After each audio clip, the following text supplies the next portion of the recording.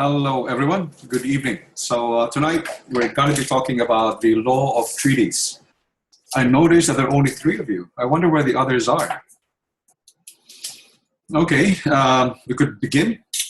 This is interesting given that it's going to be a very intimate tutorial with just the four of us. Isn't that great? So tonight we're talking about the, did I get a message there? Chat. Yeah, perfect. Okay, thank you, Adrian. So a discussion on the Law of Treaties is important because much of what we know to be international law is actually a result of treaties. So when we speak of international law, for example, we broadly speak about legal rules that talk about the rights, duties, and obligations and powers of certain subjects of international law. So the question is, in relation to international law, how is international law created? And much of international law is created by states through the vehicle or instrument of treaty instruments or of treaties.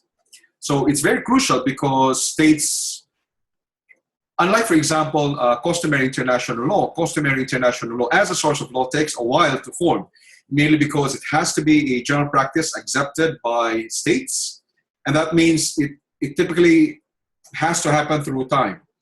Not always, because the law, for example, as to the airspace, about the use of junk, the junk instruments, or the way that the moon might be exploited by states. Customary international law in that regard didn't really take that long to develop, mainly because there are very few states who were actually in a position to do that. But in general, as far as customary international law, it takes a while for customary international law to evolve as law. On the other hand, when you speak of treaties, treaties can become a source of law in the sense of rights, obligations, and powers of the parties on the basis of what they agree upon. And so therefore, treaties are the most important source of international law in the sense of their ubiquity and their commonness. So states typically enter into treaties in order to talk about, for example, visa arrangements, visa-free arrangements. It could be working visas. It could be issues about citizenship, reciprocal agreements about certain professions. It could be about extradition. It could be about trade arrangement. So states, at least at the level of a bilateral arrangement between two states would typically enter into treaties for the purpose of developing international law between them. And obviously, we also know of multilateral treaties, such as the one about addressing climate change or international crimes, which are based on the agreement of several states, in fact, of a broad community of states. So we know the value of treaties in international law, and that is the topic of tonight's tutorial.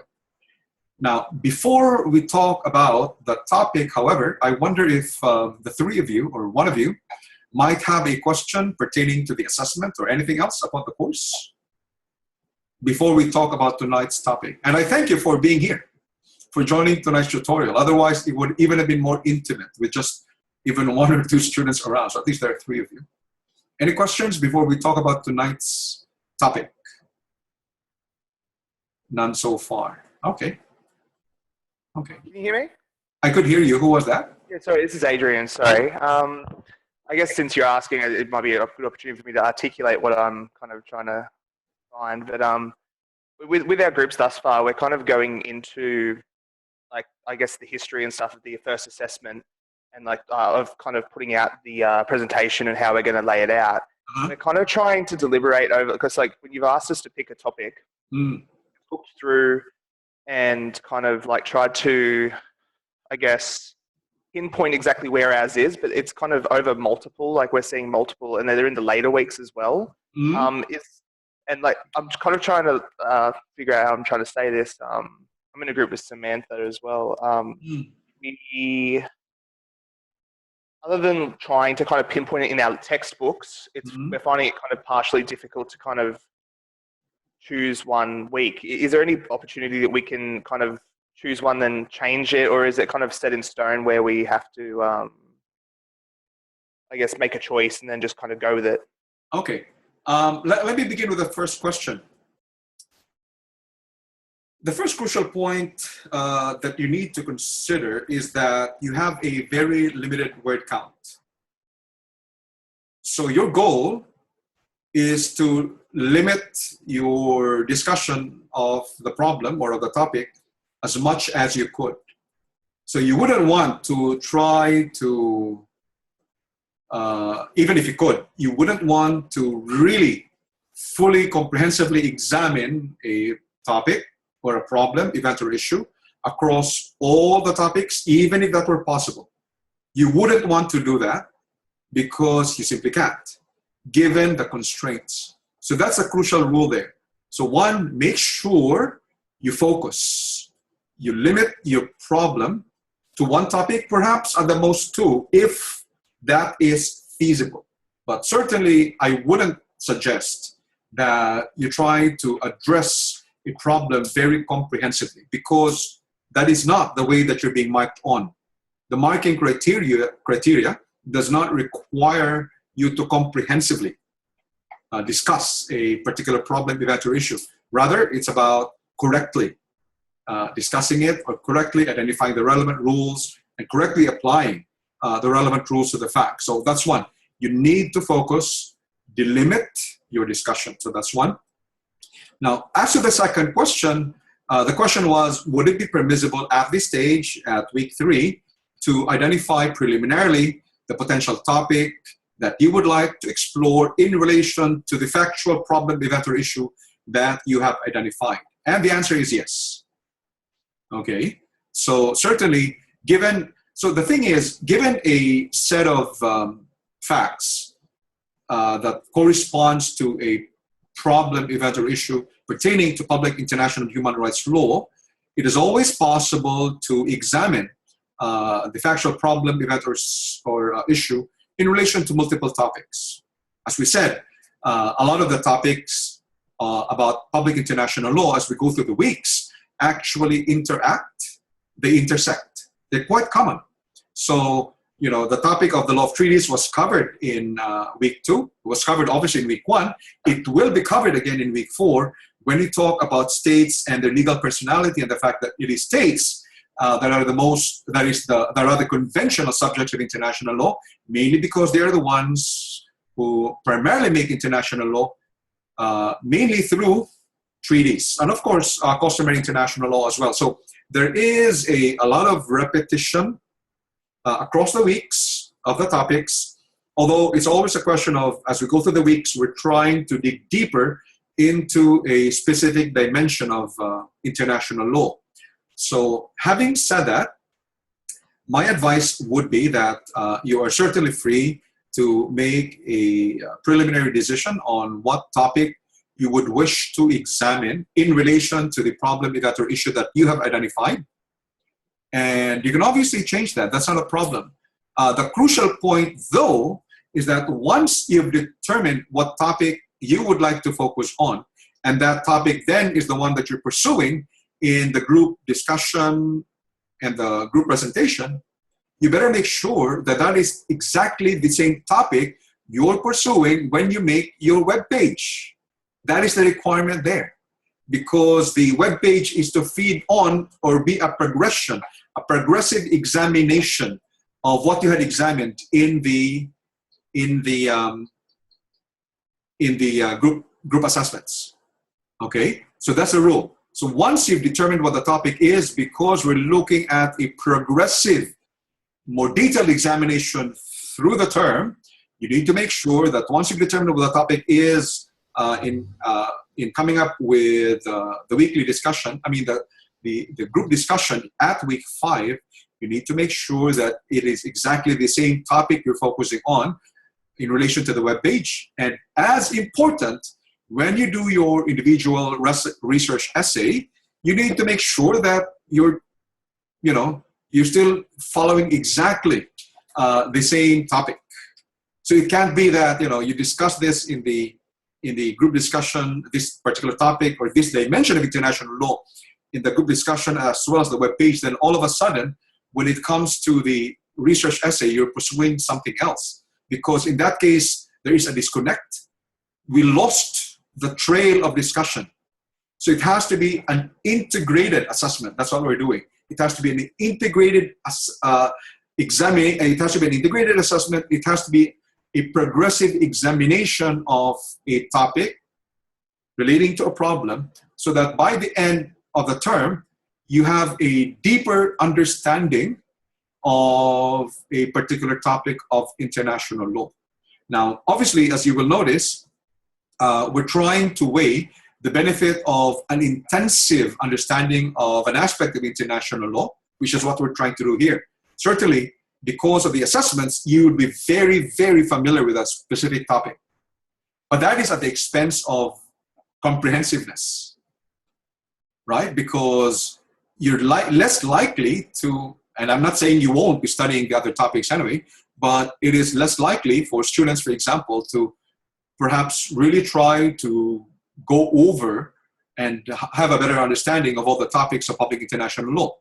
So that's just the dilemma there. But on the other hand, if we were not to have that kind of assessment and we assessed students on the basis of their comprehensive knowledge of international law, the problem there is that it lacks depth of understanding. And because the depth of understanding is missing, chances are after a student graduates from this course or finishes this course, the level of retention is likely going to be quite weak. It's going to be very limited. So, and that's always the challenge in any learning environment. You either go for depth or you go for extensiveness, and it's quite difficult to have both, actually. So for now, we're focusing on the depth of understanding as opposed to the comprehensiveness of understanding. Did that answer your question, Adrian? Yeah, well and truly, Manjo. That was really good. Thank you so much for understanding what I was asking. Okay, thank you. Any other questions? None? Okay, so we could probably proceed. So tonight, after studying this topic, you should be able to discuss and explain the rules that govern the various aspects of a treaty and how states may enter into, avoid, and terminate treaty obligations. So let's go to question number 1. So the Sandorio government and the Swiss Ultra Global Security Enterprises, which is a private firm, entered into an international agreement under which the company would provide web-based security services for key websites of the Sandorio government.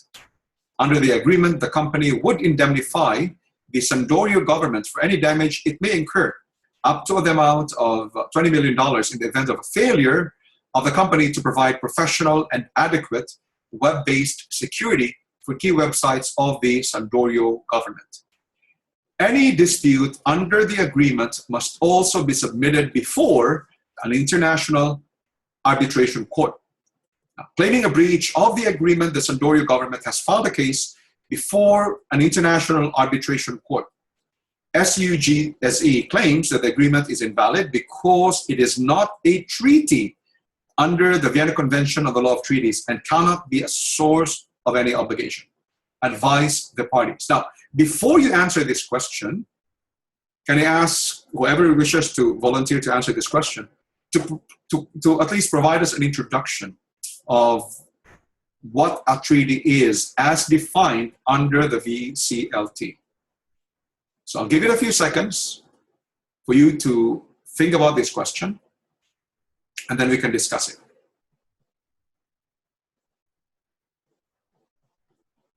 Manjo, I'll have a go. Yes, that's Megan, is it? Hello, yes. Okay, thank you, Megan. Go ahead, please. So I think the definition says it needs to be an international agreement in written form. Mm-hmm.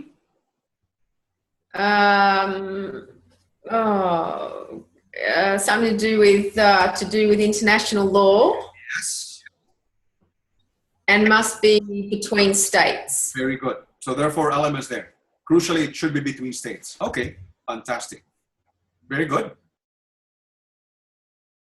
Will you try to attempt to answer the question? Megan? Yeah, Manjo, I would think that it's not between states, so it doesn't meet the definition of a treaty under the Vienna Convention. Okay. So it would appear that this agreement, it seems to be an international agreement between the Sandori government and CQUniversity, does not meet the definition of a treaty under the Vienna Convention on the Law of Treaties. Mm-hmm.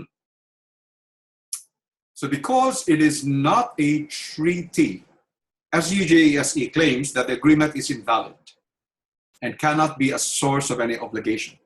That is the question now. What do you think?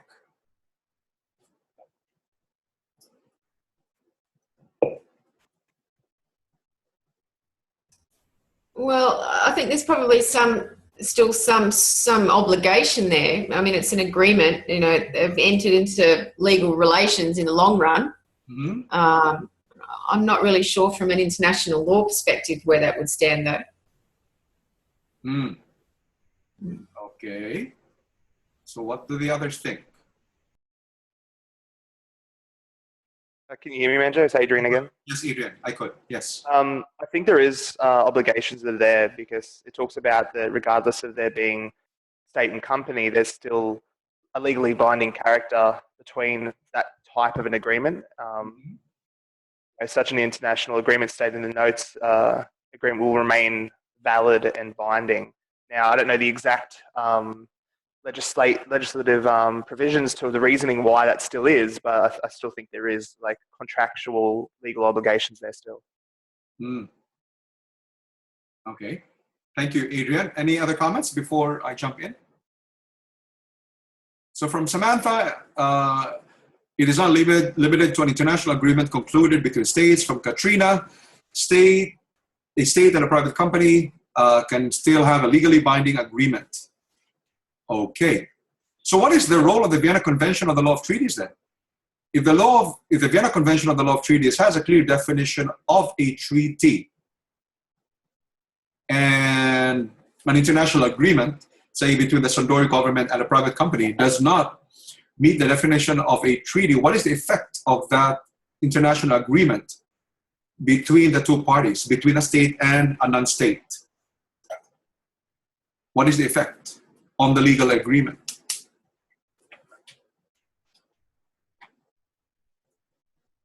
Does it impair the validity of the international agreement because it does not meet the requirement of the definition of a treaty? I don't think it has any relationship at all to it. Okay. Was that Michelle? Yeah, it was Manjo. Yes. Would you like to elaborate on that, Michelle? I guess that's just an extension of what Megan and Adrian had said, being that the VCLT criteria is between states, therefore relations that aren't between a state and a state aren't caught by it. Yes. But I don't think the existence of the VCLT negates contract law, which is exactly what Adrian had said. Very good. Fantastic. So that's the correct answer there. So the mere fact alone that this international agreement does not fall within the definition of a treaty under the Vienna Convention of the Law of Treaties does not impair the validity of the international agreement. It is still a valid international agreement, although it is no longer governed by the VCLT. So if there were attempts, for example, to terminate the international agreement or to try to interpret the provisions of the international agreement, it cannot be done so in the light of the Vienna Convention on the Law of Treaties. But certainly, it has nothing to do with the question of whether or not the international agreement is then invalid or valid, simply on the basis of the nature of the parties. So in fact, it is very typical for states and non-states to enter into international agreements. They do it all the time. and you don't assert that the agreement, the international agreement, is therefore invalid simply because it does not meet the definition of the VCLT. It only means that you cannot apply the provisions of the VCLT in relation to that international agreement. Okay, very good. Yes? So, Manjo, I just have a question. Yes? So in their contract, they talk about submitting it to an international arbitration court. Yes. Would such a court have jurisdiction under contract law? Yes, it would, if it is in the international agreement. So actually, there are several international arbitration courts which exist today. A lot of them are actually based in Belgium, or they're based in Amsterdam, because it is in these states where there is a very sophisticated international commercial arbitration court. There are also international arbitration courts in Singapore as well as in Hong Kong. So it is certainly within the power of these parties to determine the forum, meaning the particular tribunal or court that can examine any question about the international agreement. That's great. Thank you. Good to know. Now, let me just change the facts a bit, okay? Still kind of the same facts, but let's assume that there is an international agreement. Hang on. Give me a second.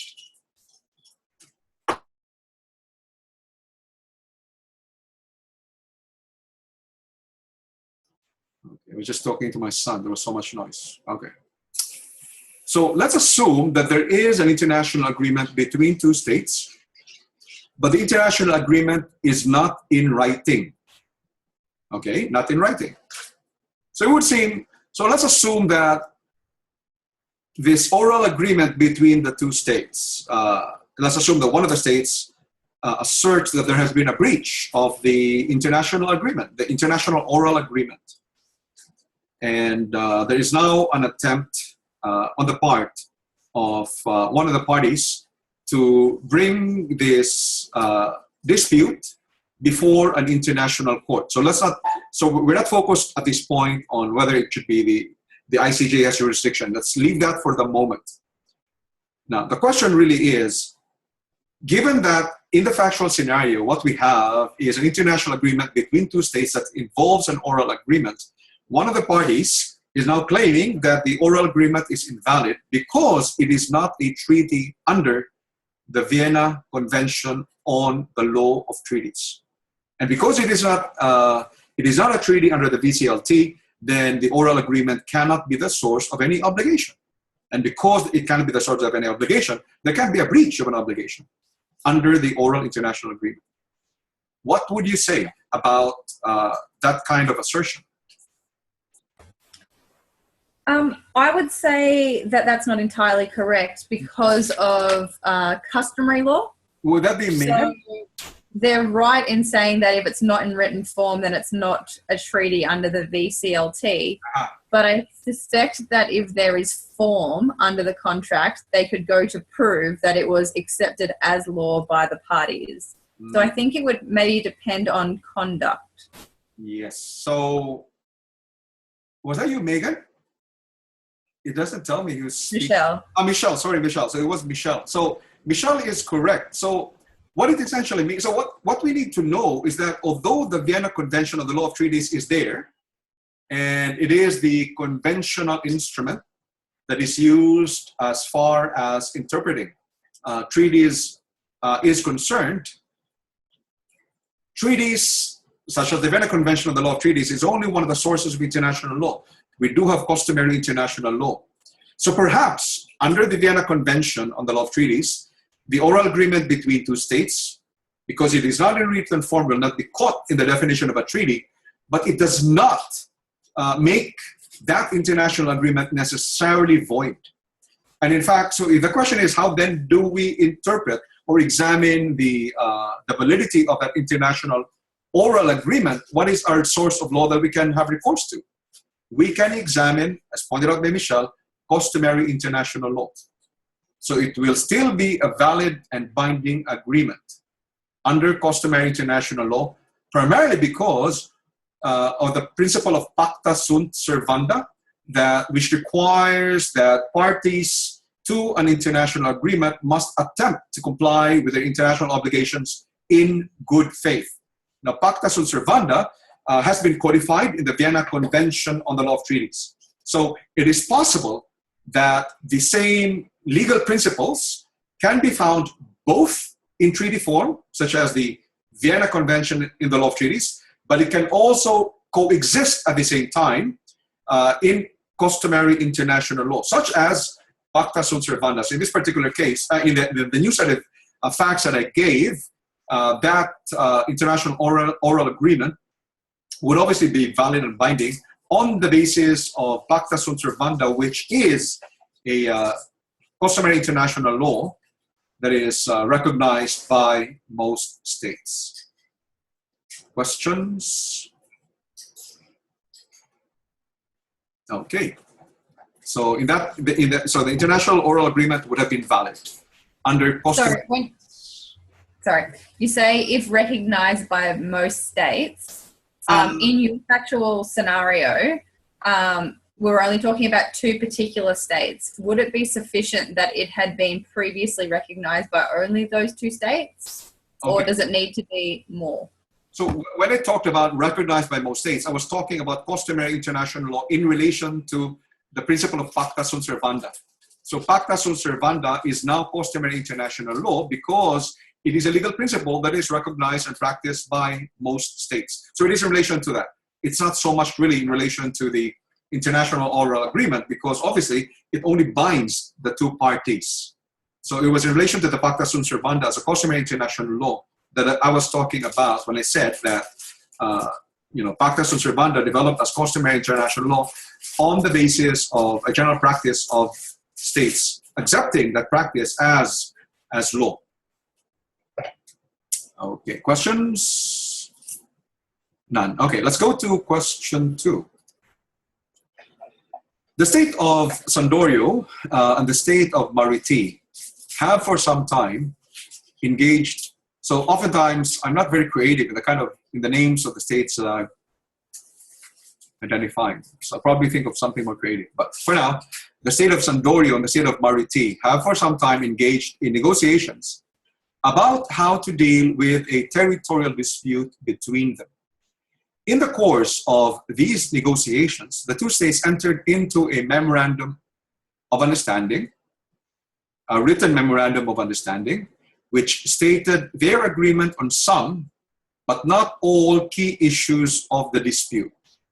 So in other words, it's not a final agreement yet, but they've come up with a memorandum of understanding to embody some points of agreement that they have. Now, after the state of Mariti failed to comply with one of the key provisions of the MOU, the parties referred their dispute to the International Court of Justice for adjudication. The state of Mariti, however, alleges that the MOU is not a treaty under the VCLT and cannot be the source of any legal obligation. Advise the parties. So before you answer the question, can the one trying to answer the question explain to the class why the state of Mariti is claiming that the MOU is not a treaty? And then after having made an initial explanation about that, I'd like to ask that student to then advise the parties. Volunteers?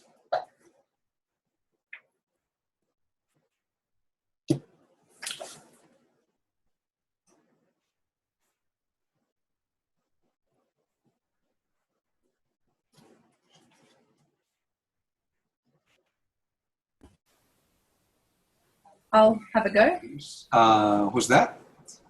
Michelle. Michelle, yes. Firstly, with the terms, just going back to contract law, I suppose, there's no actual meeting of the minds because we don't have a final agreement. But aside from that, I don't think in fact, I'm wrong with what I was about to say, because what I was about to say was a memorandum of understanding is not a treaty because it hasn't been enacted into a statute. but I don't think that's quite right. Okay. Thank you, Michelle. Comments from the others?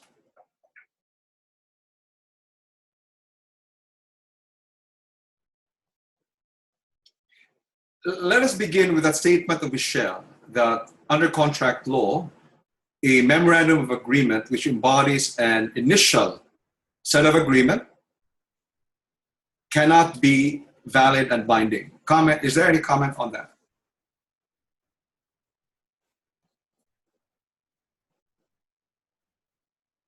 So there is no meeting of the minds because it is preliminary. So the question there is, isn't it possible for two parties, for example, to have a meeting of the minds on various points so that they may end up with a final contract, but there actually has been a contract? So the point there in contract law is that what if the parties have made a meeting of the minds on a subject, which is preliminary, and eventually they do come up with a final contract? Does it mean that the initial agreement they had did not amount to a contract because it was preliminary? So does it mean, therefore, that the legal effect of the acts of the parties is dependent to some subsequent act instead of the question of whether or not a meeting of the minds actually occurred at a specific moment in time? That's the question I'm raising now, before we address question 2. Because you will notice that oftentimes a lot of how we understand international law can actually be understood on the basis of what we know from our national laws. So for example, a lot of what's in the Vienna Convention on the Law of Treaties, for example, the obligation to perform a contract in good faith, that is actually common in most jurisdictions in the law of contracts, which actually means, as we know, that one of the sources of international law would be international general principles that have been accepted by most states as law. So international law is influenced by the laws, by the national laws of different states, including the law of contract. So it's crucial, therefore, that we have a good appreciation and a good understanding of contract law, such as in Australia. So I go back to that question. Does it mean that if the parties arrive at a memorandum, so under contract law, local, national law, Australian law, for example, because that's what Michelle pointed out, because I thought I teach contract A, actually. So assuming that the parties have a memorandum of understanding and subsequently, on the basis of a series of memorandum of understanding, they arrive at a final contract. The question is, the initial memorandum of understanding, or even the series of memorandum of understandings that they enter into, does it mean that those don't have any legal effect? What is the law there in the law of contracts? And we're raising this again only because it's helpful to know, some of these principles, because they actually are embodied in the Vienna Convention on the Law of Treaties, because they are codifications of some of these laws of different states. Yes, who wanted to say something?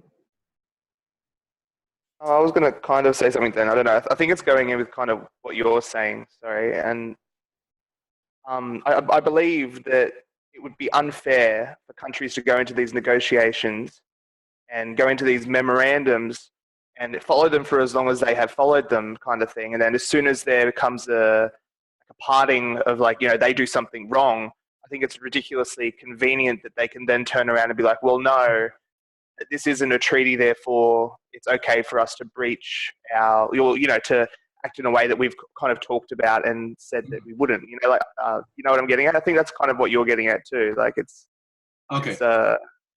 Yes. Thank you, Adrian. That's what I was trying to point out. So let's be clear. In relation to Australian contract law, the memorandum of understanding between two parties, assuming that there is a meeting of the minds, there would have been a contract, and that contract would have been valid.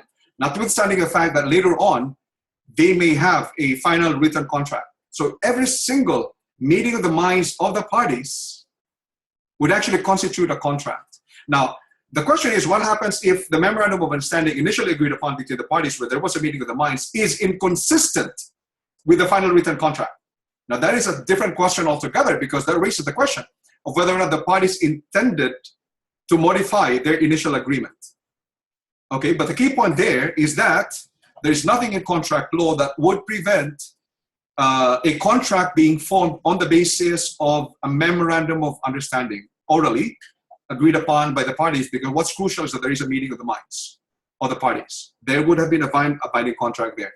Now, going back to this question about international law, the question really is, given the fact that there is a written memorandum of understanding, which obviously indicates or states the initial agreement of the parties, and that hasn't really been signed as a treaty, as we typically know about treaty, would it mean that that initial memorandum of understanding cannot be a source of obligations under the Vienna Convention on the Law of Treaties, or more particularly, it cannot be asserted that the MOU is not a treaty? That's the question. So is that MOU a treaty or not a treaty? And second question is it a source of legal obligations? So that's a question there. What do you think?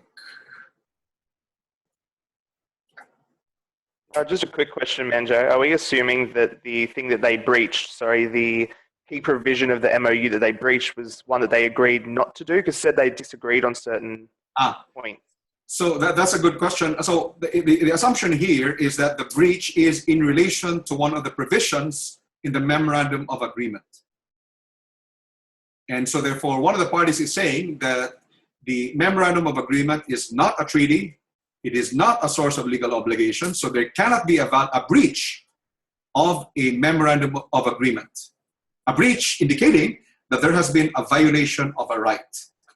So the state of majority is saying that the memorandum of understanding cannot be a source of rights because it is not a treaty under the Vienna Convention on the Law of Treaties. That's the question there. I guess scaling it right back, what is a treaty then under the VCLT? Mm-hmm. So there's those four elements, one being international agreement. Well, I think it has to be an international agreement. It's between two states about a territorial dispute. It is in written form, even though it's just a memorandum. It's relative to international law. Mm-hmm. I'll come back to that one. And it's between states. Yes. Whether it's relative to international law, I think it is. Unless, of course, that can't be the case because it's only as against those two and has a more national flavor. But I think it does comply with all four of those things. So I think it is a treaty. Okay. So that would be correct. It will be caught in the definition of the treaty because it meets the four elements of what is a treaty as defined under the Vienna Convention on the Law of Treaties. And the International Court of Justice actually had the occasion to rule on a factual scenario that was quite similar to the facts that I gave in the case of Qatar versus Bahrain, in trying to, when the ICJ was asked to look at the dispute concerning the maritime boundaries of the two states in relation to a written memorandum of agreement that Qatar and Bahrain had entered into. And the International Court of Justice stated that an MOU can be a source of legal obligations. Okay, and it could quite clearly fall in under the definition of the VCLT. And what we need to remember is that what might constitute a treaty under the Vienna Convention of the Law of Treaties can be named in any way. You can call an international agreement that falls within the definition of the Vienna Convention on the Law of Treaties as a treaty. You can call it as a pact, as an accord. You can call it a memorandum of agreement. You can call it like the United Nations Framework Convention on the Law of Treaties. It can be called a convention. It can be called in various ways. So the name, the nomenclature of the international agreement does not control the nature of the treaty. So a treaty can be called in any name for as long as it meets the elements of a definition of a treaty under the Vienna Convention on the Law of Treaties it will be a treaty and will be the source of rights and obligations of the parties to it. Questions, comments? Clear? So in this case, the answer would be that the state of Mariti would be wrong in saying that the MOU is not a treaty, because it is, because it's pointed out by Michelle, meets the four elements of what is a treaty as defined under the Vienna Convention on the Law of Treaties. So we proceed to the final question, which is question 3. In 2015, a people power revolution took place in the state of Lunario. As a result, a revolutionary government was established under the leadership of a radical firebrand who then led the drafting and approval of a new constitution that prohibited the presence of foreign military bases in the country. Because of this constitutional change, the state of Lunario announced that it would no longer abide by its treaty with the state of Akita that had permitted the latter to maintain a military base in the state of Lunario. Claiming a dispute over the treaty, the states of Akita and Lunario referred their dispute to the International Court of Justice for adjudication. Advise the parties.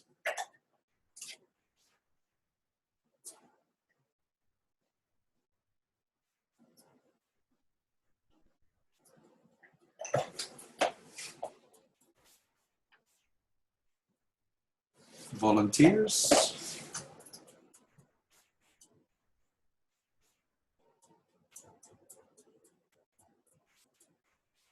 Sorry, it's Adrian again. I'll talk. Obviously, it must be invalid. Like, it must be invalid as a treaty in terms of, like, because the Constitution was founded on, like, grounds that weren't even valid. Like, you know what I mean? Like, it was done in a way that wouldn't even be recognized by the Constitution in place already, like in the country. So then the country then to turn around, the state of Lunario to turn around and say they're going to abide by that, and then, you know, no longer abide by the treaty. It's kind of, it's yeah. I'm trying to find it in the notes, but it's some sort of invalidity. Invalid. I can't even speak English right now, but yeah, it's invalid. Sorry, as a treaty. So so let me just clarify what you're saying, Adrian. As a result of the change of government and the fact that there is a new constitution that prohibits, for example, the installation of military bases in the state of Lunario, these change of circumstances would then lead to the invalidation of the treaty that had been signed prior to these changes in the state of Lunario. Is that what you're saying? Yeah, well, that's the first thing that popped into my head as soon as I read, like, the scenario, and I'm not sure if it's right, but that's kind of that's what was in my head. What? Yes. Sorry, I would take the opposite view of that. Yes. Because I think governments change all the time. And I don't think it's for the international community to say which government is the right government. So I do think that a state can announce that they're no longer going to abide by the treaty, but they have to announce it in a way that's accepted. And from memory, I didn't read this week's notes, but from memory, they've got to write to the Security Council and show, you know, that's what their intention is. Okay. Okay, thank you, Michelle. Comments from others before I jump in? Because I think there were a lot of other principles there that were being raised. There's maybe a couple of things there in my notes I've got, that a treaty needs to state that a state can withdraw in order for it to withdraw. That's right. Yes. And also a treaty cannot conflict with the peremptory. Peremptory norms come into mind because of the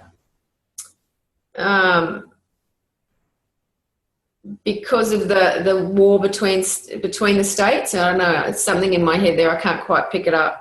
Okay.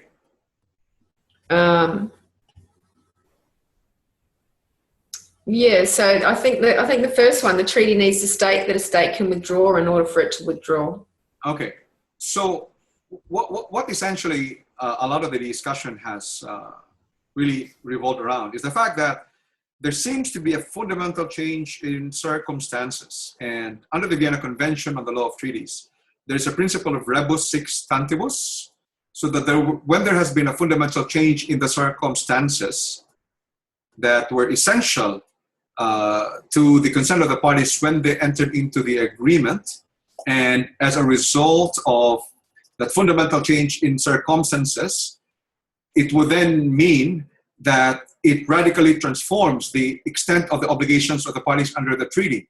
In that case, when there is a rebus sic stantibus situation, then the Vienna Convention on the Law of Treaties permits the parties to terminate or withdraw from the treaty. Okay, so there is such a thing as rebus sic stantibus. What provision is that in the VCLT? That would be Article 62, sub-paragraph 1 of the Vienna Convention on the Law of Treaties. Now the question is, would the events under the facts, would that constitute a rebus sic stantibus situation that would authorize either or both parties to withdraw or terminate their obligations under the treaty?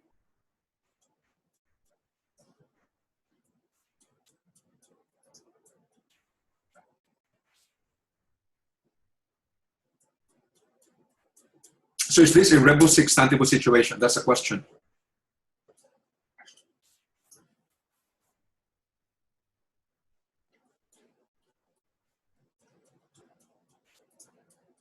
What is a corresponding customary norm of customary international law that is relevant when it comes to the compliance with treaty obligations? What is the other norm of customary international law that is relevant here, which works side by side with rebus sic stantibus? What is it? Which is also in the Vienna Convention on the Law of Treaties.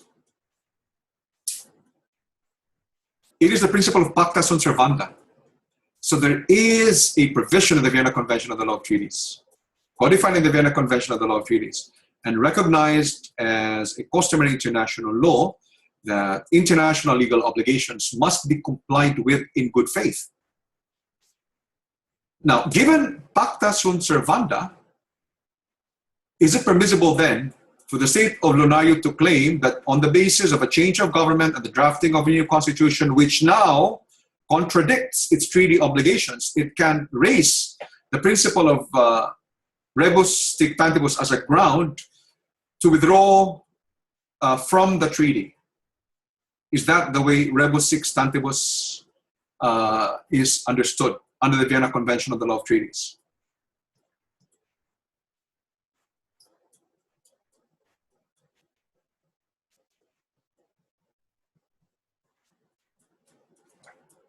Was looking, I can't remember what Michelle was saying. There was something I wanted, okay, denunciation, that was it. Okay. Because the other aspect would have been denunciation. Okay, comments before I jump in?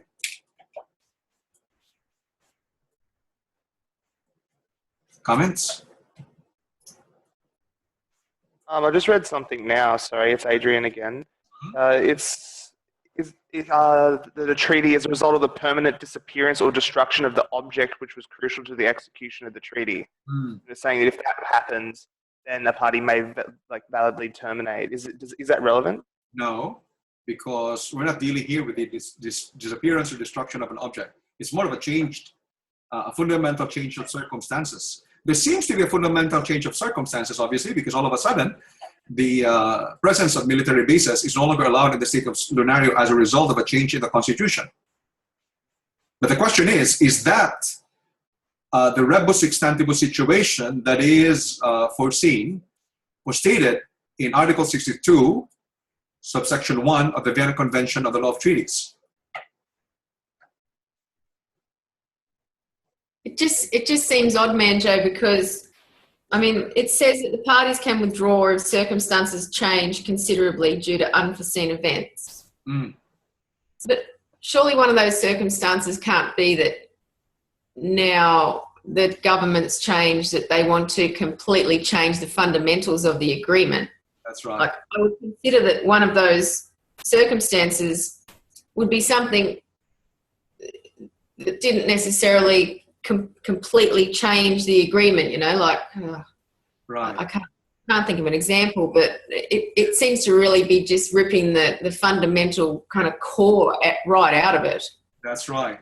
So a good way of looking at this, and we'll have historical examples, you will be familiar with the Cuban Revolution, a result of Fidel Castro. And the United States obviously has military bases in Cuba, in Guantanamo Bay. Okay, so despite the fact that there was a communist takeover of Cuba by Fidel Castro, you will notice that the military bases of the United States continue to exist in Cuba. And that was because of a treaty that was entered into between the United States and the previous government prior to Fidel Castro.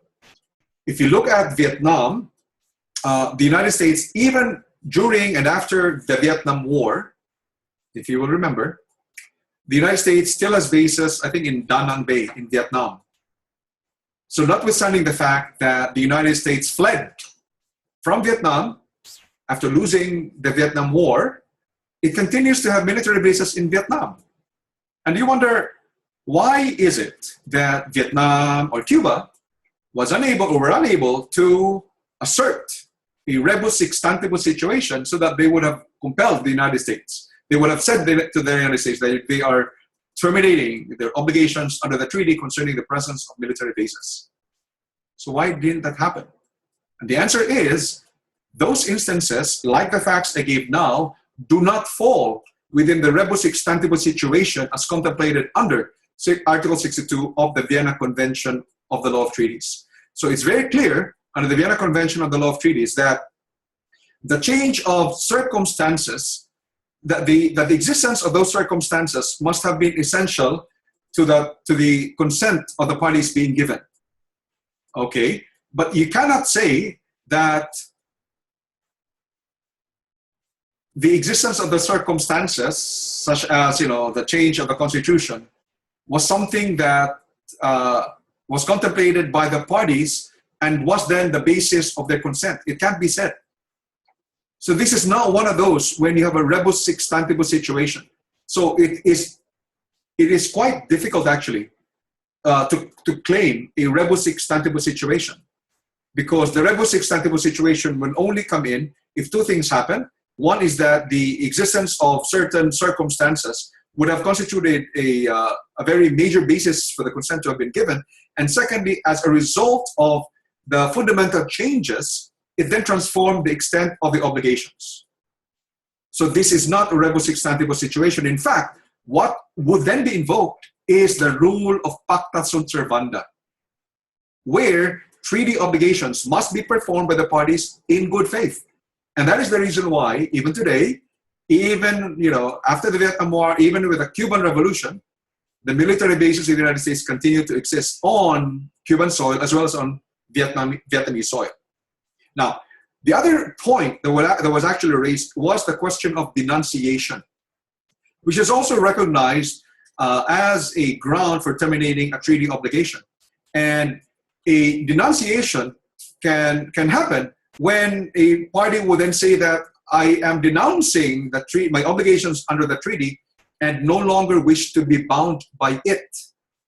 Okay?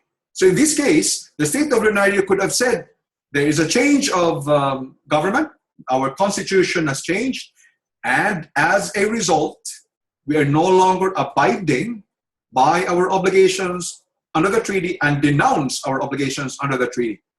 So there is a ground in the Vienna Convention of the Law of Treaties concerning denunciation. However, because of the principle of pacta sunt servanda, the ground of denunciation can only be invoked if the parties actually allowed denunciation to happen. So only if in the treaty it was said that either party can at any time seek to withdraw from the treaty. So for example, if you talk about the Rome Statute creating the International Court of Justice, there is a provision there which enables a party to the Rome Statute of the International Court of Justice to actually withdraw from the treaty. So if a state, for example, no longer wishes to possibly fall under the jurisdiction of the International Criminal Court of Justice, because it might be committing a crime against humanity or committing genocide, then it can withdraw from the Rome Statute, which is actually an international treaty, but only because that Rome Statute permits withdrawal. But if a treaty does not permit that option, then the principle of pacta sunt servanda will prevail. As well, the right of denunciation is possible, according to Article 56 of the Vienna Convention of the Law of Treaties, is if you look at the nature of the treaty, it impliedly permits denunciation. But under these circumstances, it is quite difficult to think that denunciation would have been one of those that would have been contemplated by the parties. Okay, so we're looking at different grounds. Rebus sic stantibus, so prevening events, which involves the destruction or loss of an object, which does not apply here. And we have the principle of denunciation. And in fact, it is not permissible for a state to assert its own laws as a ground for it not to comply with its treaty obligations. So a state cannot say that I cannot comply with my treaty obligations because of our domestic laws. That's something else. Under international law, once a state has entered into a legal obligation, such as through a treaty, that state must abide by its treaty obligations under international law. And it is a duty on the part of a state party to a treaty to try to make its domestic laws consistent with its international treaty obligations. Okay, questions, comments? None? Okay. So thank you very much for joining tonight's session. I see some of you getting sleepy. So thank you. Thank you for joining tonight's session. And I look forward to seeing you again next week. Thank you, everyone, and have a good weekend. Bye. Thank you. Thank you. Thank you.